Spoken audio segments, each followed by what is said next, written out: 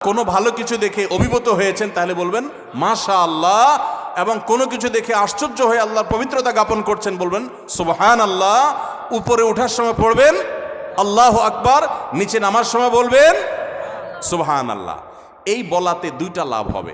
এক হলো এই প্রত্যেকটা শব্দ উচ্চারণের কারণে আপনার আমলনামাতে সওয়াব যুক্ত হবে। আরেকটা হলো ইসলাম এবং মুসলমান বিদ্বেষী এই সমস্ত কুলাঙ্গাদের চপটাঘাত হবে। এই প্রত্যেকটা শব্দ উচ্চারণ করবেন, এদেরকে চপটাঘাতের কাজ হবে।